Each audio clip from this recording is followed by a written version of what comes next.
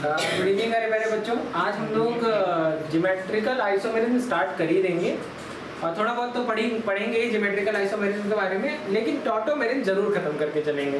Right, तो हमने last class में आपको टॉटोमेरिज्म में किसकी टॉटोमेरिज्म सिखाया था, कीटोएनॉल में। तो हम लोग बहुत क्वेश्चन किए, मतलब बेइंतहा क्वेश्चन। और इसमें आज हम लोग जो पढ़ेंगे वो है नाइट्रो एसी टॉटोमेरिज्म। कौन सी टॉटोमेरिज्म? Nitro AC tautomerism. अब देखो ये वाला जो स्ट्रक्चर है, अगर आप लोगों की इजाजत हो और मुझे मेरी बढ़िया पेन मिल जाती, ये जो फॉर्म है, ये कौन सा फॉर्म है? नाइट्रो फॉर्म है। कौन सा फॉर्म है? Nitro, NO2। ठीक है, ये देखिए दिख रहा है ना। ये जो एल्काइल ग्रुप है ये किससे लगा है? नाइट्रोजन से। किससे लगा है? तो ये कौन सा फॉर्म हो गया? Nitro form. अब यहाँ पे देखो ONO, ये देखो ये NO, ये देखो डबल बॉन्ड, मल्टीपल बॉन्ड दिख रहा है आपको? यहाँ से देखना शुरू करो, मतलब तुम्हारे काम का चीज तो सिर्फ इतना है। This is AC form. कौन सा फॉर्म? डबल बॉन्ड NOH और O। ये कौन सा फॉर्म है और ये कौन सा फॉर्म है? समझ में आ गई बात? समझ में आ गई बात? नाइट्रो और एसी टॉटोमेरिज्म में स्ट्रक्चर समझ में आ गया। ये नाइट्रो, तो यहाँ पर कहते क्या है, कैसे हम, मतलब कौन से नाइट्रो या एसी कंपाउंड टॉटोमेरिज्म में पार्टिसिपेट करेंगे। सबसे पहला क्वेश्चन आएगा कि इसमें से कौन सा नाइट्रो या एसी जो भी कंपाउंड बन जाएगा ये टॉटोमेरिज्म शो करेगा कि नहीं करेगा। तो सबसे पहली बात है कि जो भी नाइट्रो कंपाउंड होगा उसके पास कम से कम एक अल्फा हाइड्रोजन होना चाहिए, और वही पुराना किस पर? सैचुरेटेड कार्बन एटम पर। जरा देखो, ये है सैचुरेटेड कार्बन, ये अल्फा कार्बन है, ये फंक्शनल ग्रुप है। क्या है? Functional group. क्या सभी प्यारे प्यारे बच्चों को मेरी आवाज आ रही है? बिल्कुल आ रही है, कोई बात नहीं। ये कौन सा कार्बन? अल्फा। और हाइब्रिडाइजेशन कौन सी? sp3। देखो ना, 4 सिग्मा बॉन्ड दिख रहा है। खुशी दिख रहा है कि नहीं दिख रहा है? हाँ, दिखने चाहिए। और एक कार्बन, इस कार्बन में कितनी अल्फा हाइड्रोजन? 2। तो ये तो नाइट्रो एसिड टॉटोमेरिज्म शो करेगा ही करेगा। समझ में आ गया? तो हमेशा जैसे मान लो एसी फॉर्म बन के आ जाए, क्या बन के आ जाए एग्जाम में? एसी स्ट्रक्चर बन के आए और पूछे कि टॉटोमेरिज्म शो करेगा कि नहीं, तो इसका क्या बनाओगे? नाइट्रो। क्या बनाओगे? नाइट्रो बनाने के लिए क्या होता है? ये वाला हाइड्रोजन यहाँ दे दोगे, ये डबल बॉन्ड हो गया। आ रहा है सत्यम? हाँ, चलो सवाल यही है तुम्हारे सामने, इनमें से कौन सा नाइट्रो एसिड टॉटोमेरिज्म शो करेगा? देखो 3-4 क्वेश्चन है, बताओ। अयान खड़े हो जाओ तुरंत, बताओ। पहला वाला नाइट्रो एसिड टॉटोमेरिज्म शो करेगा कि नहीं करेगा? तुम बताओ तुरंत, करेगा कि नहीं करेगा? सौम्या, अरे तुम लोग गधे हो। 3 अल्फा हाइड्रोजन है, कैसे नहीं करेगा? sp3 हाइब्रिडाइजेशन है, 3 अल्फा हाइड्रोजन। तुम लोग क्या आता है? 3 अल्फा हाइड्रोजन है, sp3 हाइब्रिडाइजेशन अभी तो पढ़ाया है, यही तो लिखवाया है कि नाइट्रो कंपाउंड के पास कम से कम एक अल्फा हाइड्रोजन होना चाहिए, सैचुरेटेड कार्बन होना चाहिए। sp3 हाइब्रिडाइज इतनी बार पढ़ा चुका हूँ, जनरल ऑर्गेनिक केमिस्ट्री पढ़ा दिया, वहां सिखाया, वहां से आज तक लगातार हाइब्रिडाइजेशन तक नहीं बता पा रहे हो। क्या पढ़ रहे हो? मतलब रिवीजन करते ही नहीं हो। तो क्या करेगा? शो करेगा। चलो सत्यम ये बताओ, ये वाला शो करेगा कि नहीं करेगा? करेगा। गुड। ये वाला करेगा। तीसरा वाला नहीं करेगा। कौन कौन है कि नहीं करेगा? हाँ, गुड। क्यों? sp3 तो है लेकिन नो अल्फा हाइड्रोजन। क्या? No alpha hydrogen. तो शो नोट कर लीजिए, नोट कर लीजिए, नोट करिए।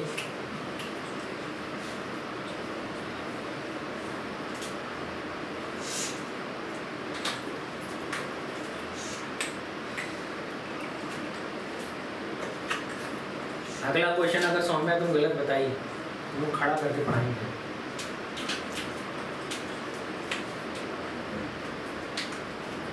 नाक कटा रही तुम मेरी लगातार। एक ही क्वेश्चन तो गलत।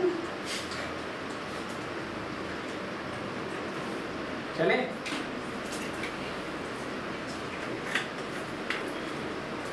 आगे बढ़ जाऊं? बोलिए। चलिए लिखिए यूरिया, क्या लिखिए यूरिया। और यूरिया किस तरीके की टॉटोमेरिन शो करता है?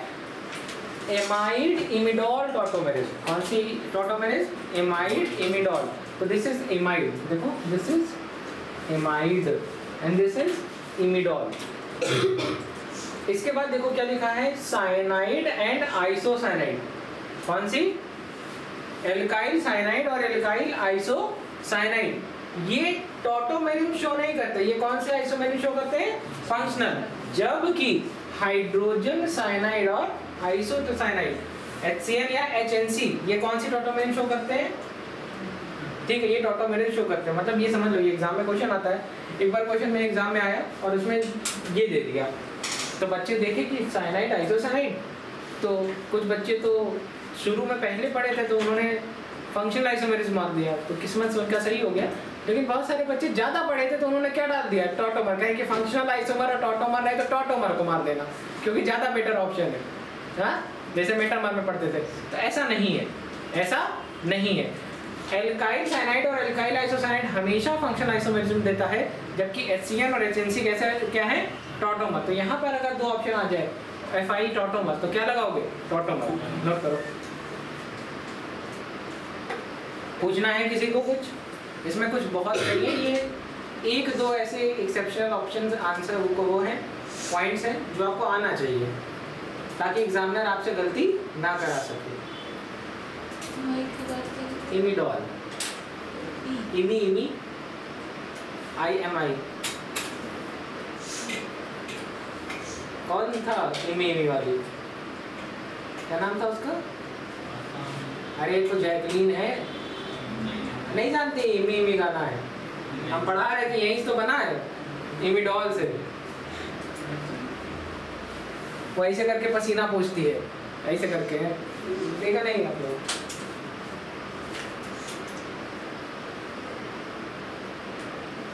गर्मी बेचारी में जो आ रहे हो, मार पसीना पसीना एकदम।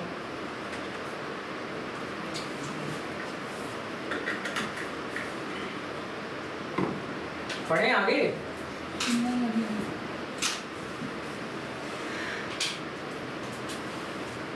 सविता समझ में आ रहा है? नहीं सर? Yes sir. हाँ यस सर।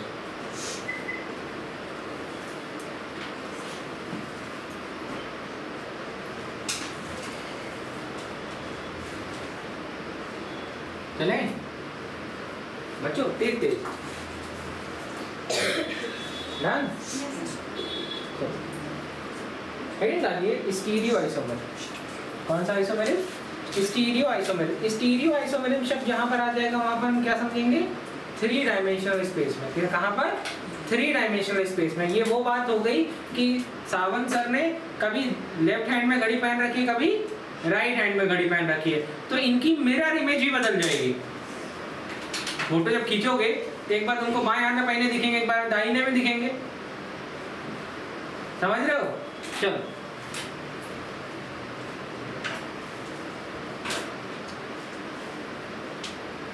नोट करो।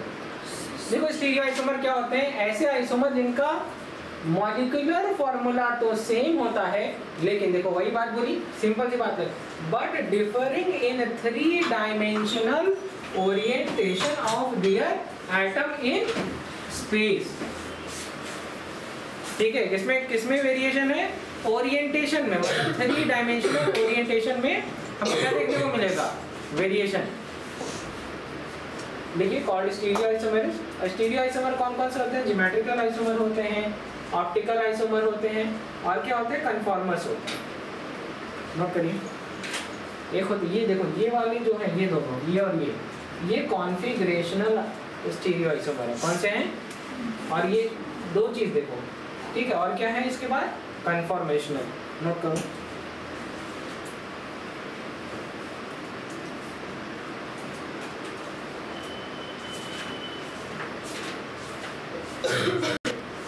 स्टीरियो आइसोमर कितने टाइप के? एक होता है कॉन्फिगरेशनल, एक होता है कन्फॉर्मेशनल। अभी हमको क्या क्या पढ़ना है? ज्योमेट्रिकल, ऑप्टिकल और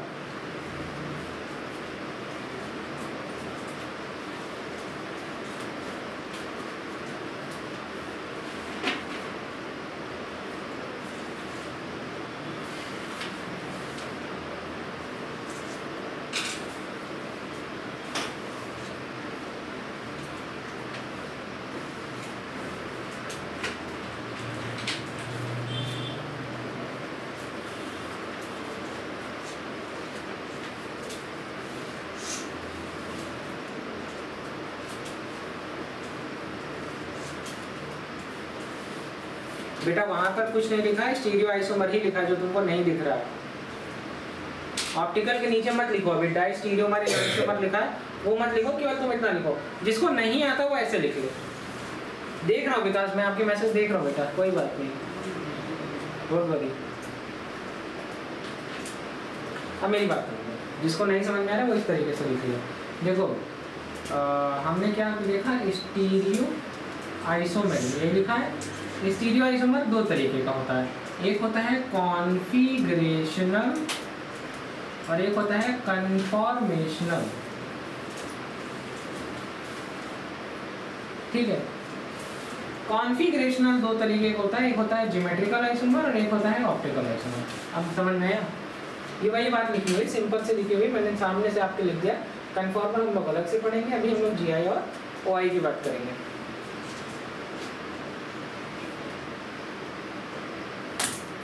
चले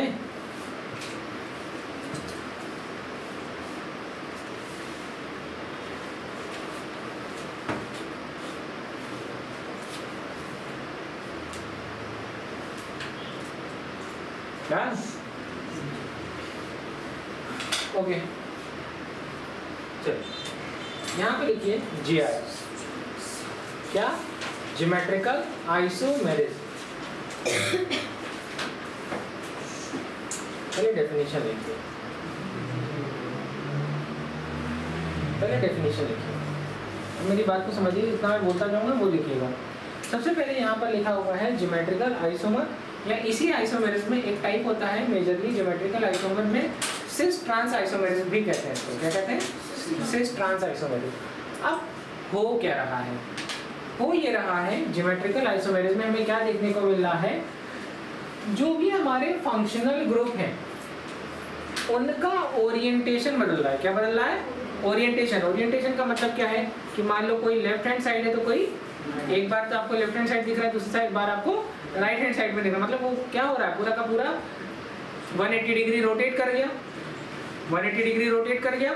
अब यहाँ पर बात समझिए, लिखा क्या है, व्हाट आर ज्योमेट्रिकल आइसोमर, तो लिखो, लिखा हुआ है it arises due to restricted rotation.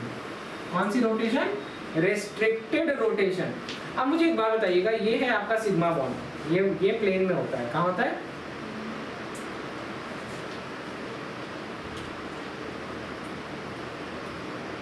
बच्चों आप लोगों को दिख रहा है? ये है सिग्मा बॉन्ड, और सिग्मा बॉन्ड हमेशा कहाँ होगा? मॉलिक्यूलर प्लेन में। कहाँ होगा? मॉलिक्यूलर प्लेन में होगा। जहाँ पर भी सिग्मा बॉन्ड होगा, मॉलिक्यूल एटम्स जो है उसी के अगल बगल लगे रहेंगे। लेकिन जो पाई बॉन्ड होता है वो या तो प्लेन के ऊपर होता है या तो प्लेन के नीचे। अब मेरी बात को समझिए, बाकी मैम बच्चे लाइव भी हैं काफी सारे। अब मेरी बात को समझिए, पाई बॉन्ड कहाँ है? या तो प्लेन के ऊपर है या तो प्लेन के नीचे, मतलब परपेंडिकुलर, मतलब परपेंडिकुलर ऐसे। ठीक है, एक पेन दो बेटा, यहाँ पे लगाओ।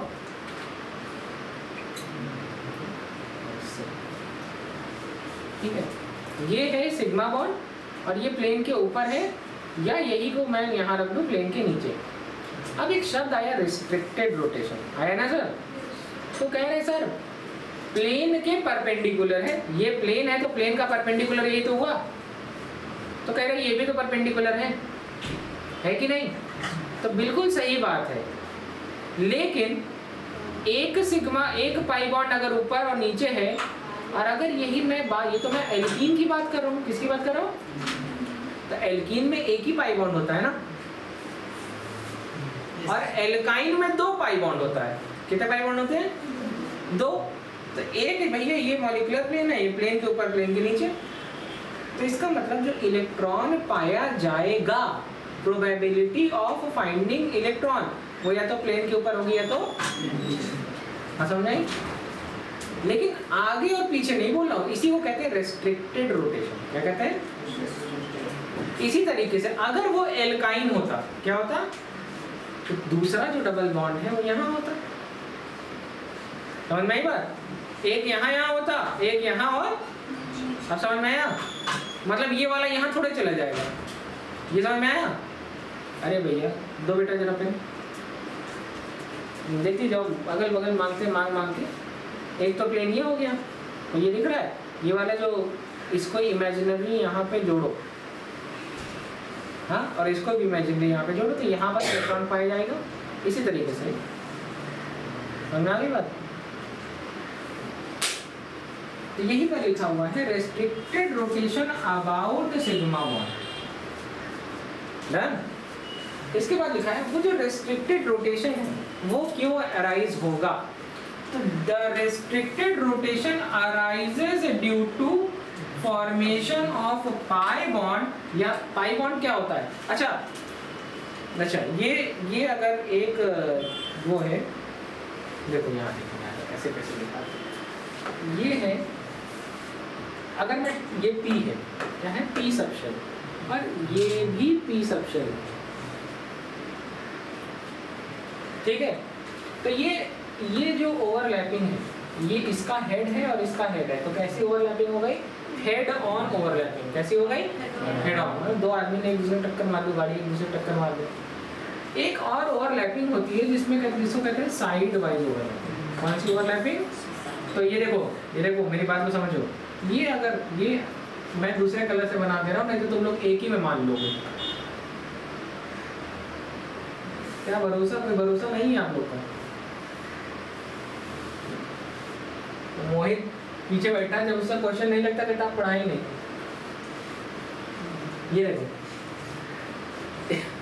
ये देखो ये वाला जो ये व्हाइट वाला, ये दूसरा P सबशेल है, और ये P ऑर्बिटल, सबशेल नहीं बोलते, क्या बोलते हैं, ऑर्बिटल। 2px 2py 2pz शब्द होता है। ये जो ओवरलैपिंग है ये कैसी होती है, हेड ऑन। अब दूसरी ओवरलैपिंग क्या है, ये साइड वाइज।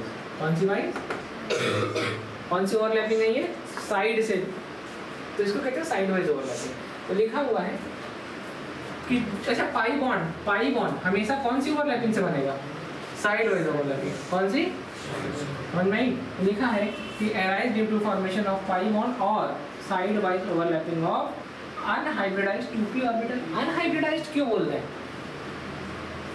बताओ, अनहाइब्रिडाइज्ड क्यों बोल रहे हैं। अरे भैया पाई बॉन्ड कभी हाइब्रिडेशन में पार्टिसिपेट ही नहीं करता।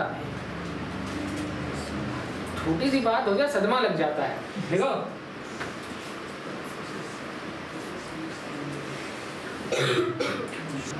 चलो ये समझ में आ गया। देखो ये है मॉलिक्यूलर प्लेन, क्या है, मॉलिक्यूलर प्लेन, ये भी है मॉलिक्यूलर प्लेन। अब देखो एक बात बताओ कि प्लेन के ऊपर और प्लेन के नीचे, यहाँ पर देखो ये मॉलिक्यूलर प्लेन है, ये मॉलिक्यूलर प्लेन है, और इस प्लेन में ये और ये सेम चीज लगी है। एक प्लेन में लगी हुई चीजें सेम है, इसी तरीके से ऊपर वाले प्लेन में लगी हुई दोनों चीजें, इस तरीके के स्ट्रक्चर कहते हैं सिस। और ये है मॉलिक्यूलर प्लेन, क्या है, मॉलिक्यूलर प्लेन, और प्लेन के ऊपर लगी हुई दोनों चीजें क्या है, डिफरेंट है। तो ये हो गया ट्रांस। एक बात याद रखना कि सिस ट्रांस आइसोमेरिज्म के लिए कम से कम 2 मॉलिक्यूल सेम होने चाहिए। क्या होने चाहिए, 2 मॉलिक्यूल सेम होने चाहिए। मैं पढ़ाऊंगा आगे तब मजा आएगी आपको। अब मेरी बात को समझिए। अभी आपको बताया था एक बीच में एक लोग एक पॉडकास्ट में ज्ञान दे रहे थे कि आइसक्रीम में हम लोग क्या खाते हैं, आइसक्रीम में बहुत ज़्यादा ट्रांस फैट होता है, बहुत हार्मफुल होता है, आर्टरीज ब्लॉक हो जाती हैं, वेसल्स ब्लॉक हो जाती हैं, ये हो जाता है, वो हो जाता है, और कुछ भी दे रहे हैं। उनको ये नहीं पता, पहली बात तो ट्रांस फैट किसी भी प्रोडक्ट में, किसी भी डाइटरी प्रोडक्ट में दे ही नहीं सकते, पहली बात। और दूसरी बात ये कि फैट ट्रांस है कि सिस है, ये तुमको कैसे पता। अब मैं बताता हूँ क्योंकि मैं पढ़ाता हूँ। सबसे पहली बात, जब भी जो वेजिटेबल ऑयल होता है, क्या होता है, वो बनता है वेजिटेबल वनस्पति घी से, लाइक डालडा, ठीक है। ये यही 2 ही चीज़ तो खाते हैं। सोयाबीन ऑयल यूज होता है या राइस ऑयल होता है, ये सब चीज़ें ही तो, सोयाबीन ऑयल होता है, यही सब तो होता है। सुना होगा, कोल्ड प्रेस, हॉट प्रेस, ये सब सुना होगा। जो नॉर्मल कोल्हू होता है, जो आप लोग देखते हैं, उसमें हीट प्रेस होता है, मतलब वो कस के दबाते हैं तो गर्म हो जाता है, तो जब तेल निकलता है तेल गर्म फील होता है। एक होता है cold press oil. Cold press oil का मतलब क्या है कि वो जहाँ जो चक्की होती है उसके आसपास का माहौल ठंडा रहता है, तो वो हीट नहीं होती। जब वो ऑयल बन रहा होता है उस समय टेम्परेचर कम रहता है। क्या रहता है? उस कम टेम्परेचर की वजह से ये जो सिस फॉर्म है ये ट्रांसफॉर्म में नहीं बदलती। जनरली जब भी आप ऑयल या कोई भी कुकिंग ऑयल होता है वो हमेशा कौन सा होता है? सिस फॉर्म में। सिस फॉर्म में। तो एक बात समझना, जब कोल्हू होता है, जो कोल्हू होता है जहाँ पे तेल पेरते हैं, पेराई कहते हैं इसको, तो तेल जहाँ पर पेरते हैं, जिसको हीट प्रेस भी कहते हैं, वहाँ इतना हीट है, इतना भी टेम्परेचर नहीं होता कि ये सिस फॉर्म से ट्रांसफॉर्म में बदल जाए। ऐसा नहीं होता, ऐसा नहीं होता है। सिस फॉर्म से ट्रांसफॉर्म में बदलने के लिए हाई टेम्परेचर चाहिए। जब हम लोग अपने कुकिंग ऑयल को गर्म करते हैं समोसा बनाने के लिए, ये बनाने के लिए, तब वो तेजी से जो है किस में बदलता है? जब उसको हम एक बार गर्म किए तो वो एक सिंगल यूज ऑयल हमेशा सिंगल यूज होता है, ये किस फॉर्म में बदल जाएगा? इस फॉर्म में। क्यों? तो तेल शुरू में तेजी से जलता है। जब कभी भी आप तेल को गर्म करते हैं तो आपकी मम्मा भी देखी होंगी, पूड़ी उड़ी बनानी है या कुछ करने, तो नया तेल डाला तो वो बहुत तेजी से जलता है। लेकिन वही तेल जब मम्मी दोबारा इस्तेमाल करती हैं, मम्मी लोग घर का कोई सामान नहीं फेंकती, मतलब उनको अभी जैसे तुम्हारे घर में कोई फंक्शन है, तेल इस्तेमाल हुआ तो तेल बचाओ रखे रहेंगी, फिर तुमको पराठा बना रख देंगे उसी से। नहीं, आप लोग पता तो हाँ, और इंडियन मेंटालिटी रीयूज करो। तो जब वो रीयूज में जाता है तब वो किस फॉर्म में हो चुका होता है? समझ में आया? अब दोबारा में वो तेल तेजी से नहीं जलता। क्यों? क्योंकि भैया उसका जो मेल्टिंग पॉइंट है, जो उसका थर्मल स्टेबिलिटी है वो ज़्यादा है। किसकी? ट्रांस की। किसकी कम है? समझ में आएगा? नोट कर लीजिए, खाली डायग्राम बना लेते तो आप लोगों का काम आता है, क्योंकि आगे मैं पढ़ाने वाला हूँ। तो लिखा हुआ देखो, द आइसोमर इन विच दो आइडेंटिकल एटम और group lie on opposite plane. देखो ना, आइडेंटिकल एटम ऑपोजिट प्लेन में है, और ठीक है, और देखो नॉन आइडेंटिकल एक ही प्लेन में है। ठीक है, बना लीजिए तो मुझे। चल अब आते हैं अपने काम की बात पर। ये बात जो हमने बताई थी आपको, ये है क्या? Molecular plane. क्या है? Molecular plane. और ये मॉलिक्यूलर प्लेन के ऊपर या नीचे क्या होगा? पाई। तो ये डायग्राम बनाइए। एक बात बहुत इंटरेस्टिंग लिखी हुई है, देखिए पढ़िए।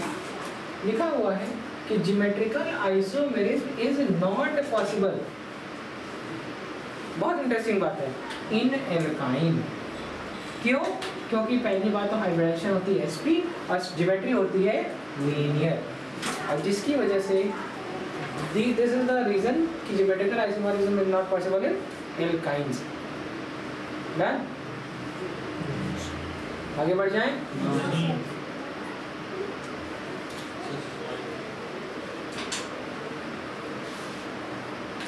चलें, हो गया बच्चों? देखिए ये वाला पार्ट, यहाँ पर एक बात लिखी हुई, देखो यहाँ पर मैंने आपको जो अभी पढ़ाया उसमें क्या पढ़ाया, मैंने आपको वही सिस और ट्रांस की बात की। तो लिखा हुआ है ज्योमेट्रिकल आइसोमेरिज्म। अब ज्योमेट्रिकल आइसोमेरिज्म कौन कौन शो करता है? एक तो एल्कीन शो करता है, दूसरा ऑक्सिम शो करता है, तीसरा लिखा हुआ है एजो कंपाउंड। कौन सा कंपाउंड? Azo compound. और कौन ज्योमेट्रिकल आइसोमेरिज्म शो करता है? तो कह रहे हैं सर साइक्लोएल्केन। और कौन शो करता है? तो 4 कंपाउंड ऐसे हैं जो ज्योमेट्रिकल आइसोमेरिज्म शो कर सकते हैं, राइट? तो चलिए यहाँ समझते हैं। ज्योमेट्रिकल आइसोमेरिज्म उसी में पॉसिबल है जहाँ पर दो, जैसे ये देखो, ये वाली कौन सी है? तो कहेंगे तो सिस फॉर्म दिख रहा है मुझे। कौन सा फॉर्म है? सिस। तो ये देखो ऐसे करो,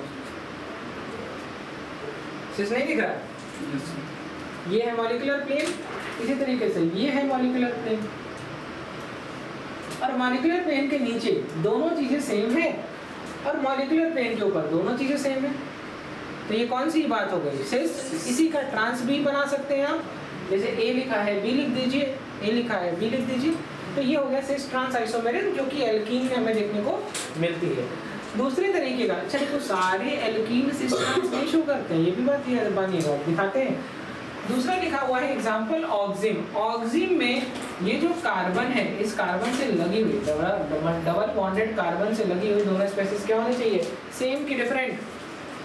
डिफरेंट क्या होनी चाहिए?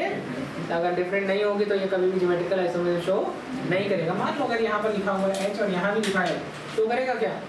नहीं। यहाँ पर अगर H लिखा है तो यहाँ CH3 होना चाहिए। क्या होना चाहिए? मतलब A और B का मतलब समझ आ रहा है? लगी हुई दोनों चीजें क्या होनी चाहिए? अलग होनी चाहिए, अलग। अगली बात लिखी हुई है एजो कंपाउंड। ये इंटरेस्टिंग है, ये इंटरेस्टिंग है। ये देखो यहाँ पे लिखा है A और A लिखा है, देखो A और A लिखा है, दिख रहा है? मतलब सेम भी हो सकती है, वेरिएबल भी हो सकती है। क्या हो सकती है? सेम भी हो सकती है और वेरिएबल। तो लिखा भी है, देखो नीचे पॉइंट लिखा है, जितने भी एजो कंपाउंड है सब के सब ज्योमेट्रिकल आइसोमेरिज्म देते हैं।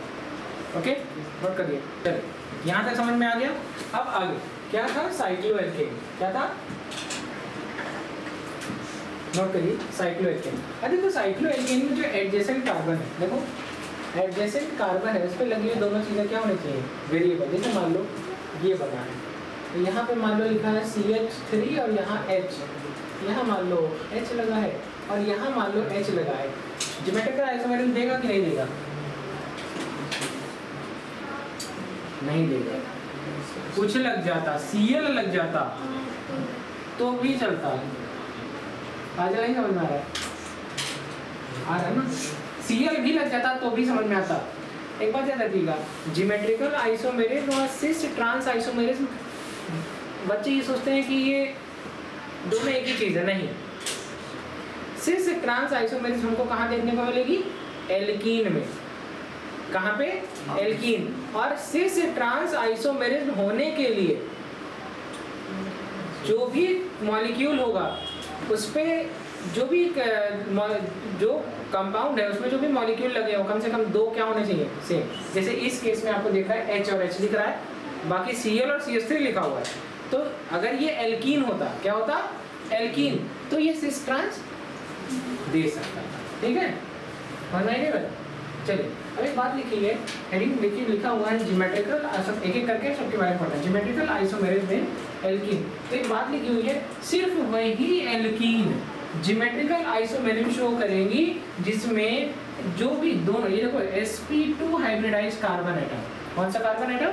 तो sp2 हमेशा डबल बॉन्ड वाले ही तो का तो रहेगा। तो लिखा है कि दोनों या हर sp2 हाइब्रिडाइज्ड कार्बन एटम के पास दो डिफरेंट एटम लगे होने चाहिए, या ग्रुप, दो डिफरेंट ग्रुप लगे होने चाहिए। ग्रुप मतलब फंक्शनल ग्रुप। ठीक है, नोट करिए। देखिए एक लगा है X, एक लगा है Y। इस कार्बन sp, देखो लिखा हुआ है कि sp2 हाइब्रिडाइज्ड कार्बन पर दो डिफरेंट चीजें लगी होनी चाहिए। ओके, नोट करिए। यहाँ तक समझ में आ गया? आगे तो सामने खड़े हो जाओ। और कहाँ तक है? L तक है। ABCDEFGHIJKL, हाँ, L तक सब सही बताना है। ठीक है, कोई बड़ी बात नहीं है, इट्स वेरी इजी। चलो सवाल नंबर 1, क्वेश्चन क्या है? In which of the following geometrical isomerism is possible? इसमें से किसमें GI पॉसिबल है? तो सबसे पहले वाले में पॉसिबल कि नॉट पॉसिबल? तुम बगल वाली लिखती भी रहो, पढ़ती भी रहो, लिखती भी रहो, क्योंकि जब तक लिखोगे नहीं तब तक कोई स्ट्रक्चर कैसे बनाओगे?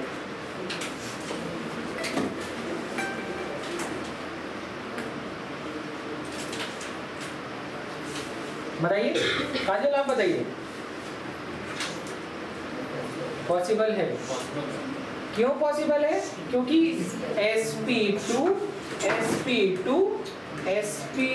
क्योंकि ये एल्कीन है, sp2 हाइब्रिडाइज्ड कार्बन पर लगी हुई दोनों चीजें क्या है? डिफरेंट। ये तो बोला था। सर दूसरे वाले में होगा, दूसरे वाले में पॉसिबल है। चलिए तीसरे वाले में देखो, सब झुंड बना के बताते हैं, एक आदमी बोलिए, केवल आज बाकी बच्चे ही बोले नहीं, हाँ नहीं, यस नो। अच्छा इसमें तो नहीं हो सकता, डिक्रीजिंग इंक्रीजिंग हो सकता है। इंग, हाँ सौम्य जल्दी जल्दी, मेक इट फास्ट। चलो छोड़ दो, स्किप करो, जो ना आए उसके सर पास। अब अगला डी, उसमें है ई, इसमें नहीं है। F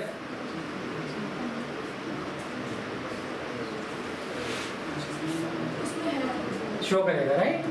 अच्छा, अब तुम दोनों हाथ ऊपर कर लो। इस कार्बन पर, ये कार्बन sp2 है और sp लगी हुई, दोनों चीजें सेम नहीं है क्या? दो मिथाइल है, तो जब सेम होने चाहिए कि डिफरेंट? क्या होने चाहिए? तो ये शो करेगा ये वाला each sp2, क्या लिखवाया है पॉइंट? each sp2। तो हम दूसरे तो देखो ही मत, पहले इसी को देख लो, इस पे लगी हुई दोनों चीजें सेम है, शो नहीं करेगा। each sp2 शो करेगा कि नहीं करेगा? अरे ये तो तुम्हारी खुद खुशकिस्मती है कि एक देख रही है, दूसरे वाले में तो वैसा ही है, जबकि देखना दोनों ही चाहिए। हाँ, उसके बाद गलत बता रही हूँ। दो लगे हैं, दोनों क्या है? वेरिएबल। दो लगे हैं, दोनों वेरिएबल है ना। Each sp2 hybridized carbon has two different group। ये लिखवाया कि नहीं लिखवाया? तो दिख रहा है कि नहीं दिख रहा है? तो शो करेगा, शो करेगा। ये वाला बताओ, श्योर है जी?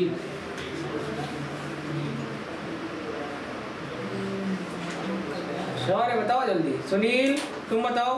नहीं करेगा। जी वाला श्योर है, कह रहे हैं नहीं करेगा। ठीक है, अगला बताइए, बोलिए। साइड, अरे ये बताओ पहले, आंसर बताओ। हाँ, सब छापना है, 24 घंटे खाली लिखेंगे। सर कौन सा? जो नहीं, ये वाला बताओ, प्रोपीन।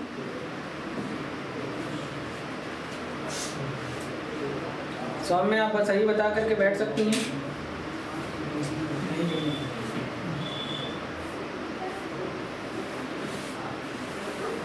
हाँ, क्या कह रहे हो?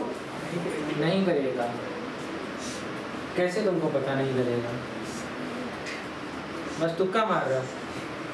हाँ, पेन पेपर पे लिखा है कहीं? काजल, करेगा कि नहीं करेगा? कैसे तुम लोग को पता चल रहा है कि करेगा कि नहीं करेगा? कैसे पता चल रहा है?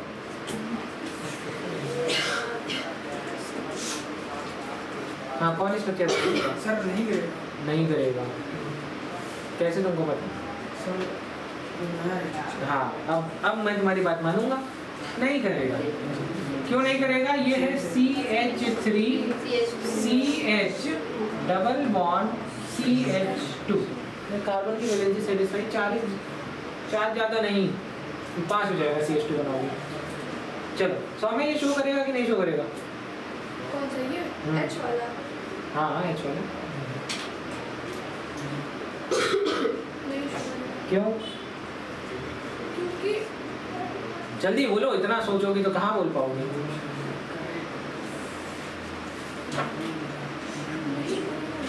नहीं करेगा इतना पता है, लेकिन अगर मान लो असर्शन रीजन में ये क्वेश्चन आ जाएगा तो कैसे करोगे? नोट्स का पेज खोलो, पॉइंट, आखिरी पॉइंट जो लिखवाया था जरा वो पॉइंट पढ़ो। ऐसे पढ़ने कोई मतलब ही नहीं है।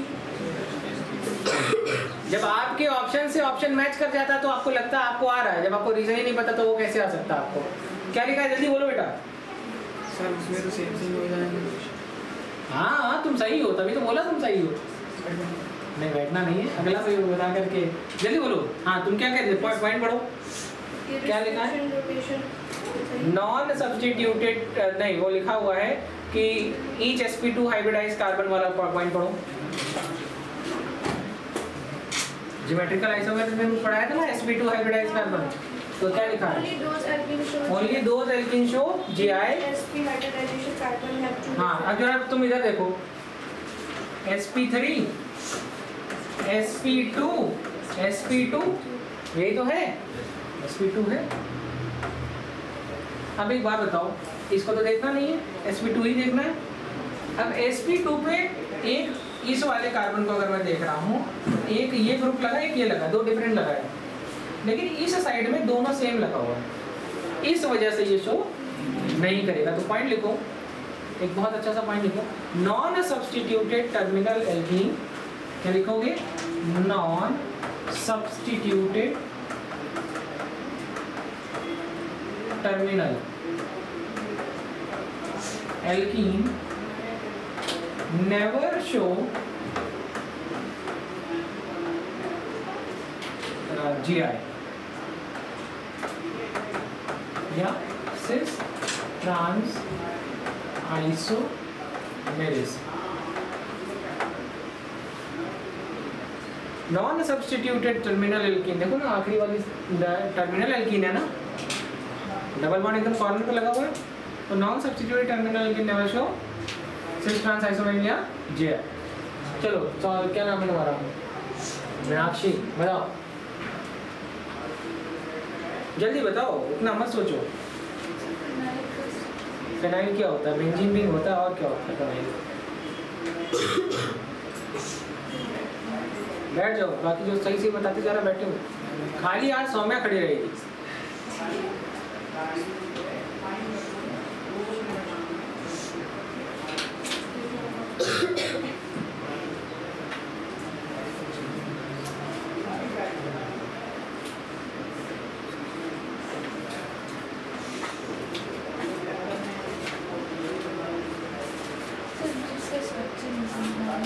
आगे वाला बताओ।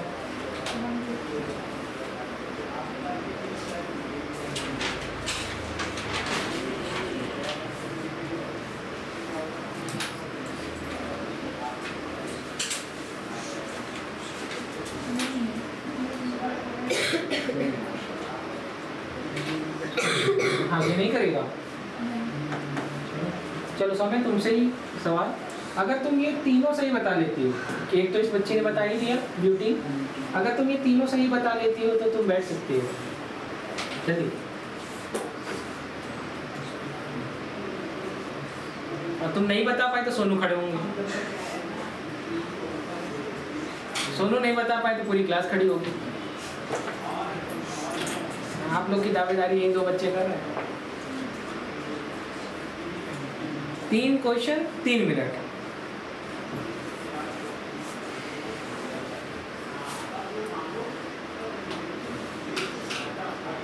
अब से यही होगा, आपके यहाँ के 2-3 चुनिंदा बच्चे होंगे, अगर वो गलत बताएंगे तो पूरी पूरी क्लास खड़ी होकर के पढ़ेगी। ठीक, चलिए टाइम निकल गया है, जल्दी जल्दी बताइए। सब है तीनों बताओ। ये वाला करेगा? नहीं आ रहा सर। ये वाला करेगा? नहीं करेगा कि करेगा? अभी आ ही नहीं रहा। ये वाला करेगा कि नहीं करेगा? नहीं आ रहा। सोनू खड़े हो जाओ जल्दी। आई वाला शो करेगा कि नहीं शो करेगा? करेगा सर। जे वाला तो चलो ये लड़की बता चुकी है, के वाला बताओ। नहीं करेगा। एल वाला बताओ, जल्दी बताओ, 30 सेकेंड और दे रहे। तब तक बाकी लोग खड़े होने की तैयारी में हो जाइए। जैसे ये गलत बताएंगे वैसे आप लोग खड़े हो जाएंगे, फिर आप खुशी बताएंगे, अगर आप सही बताएंगे फिर ये लोग बैठ सकते हैं। चलिए, हाँ नहीं करेगा। तो सोनू शर्मा ने ये बोला कि ये वाला शो नहीं करेगा, ये वाला भी शो नहीं करेगा, और इनके हिसाब से ये वाला शो करेगा। हाँ यही बोला है ना सर आपने? ठीक है, तो देख लेते हैं, तब तक आप लोग खड़े होने की तैयारी करिए। यहाँ थोड़ा सा जगह बना लेते हैं।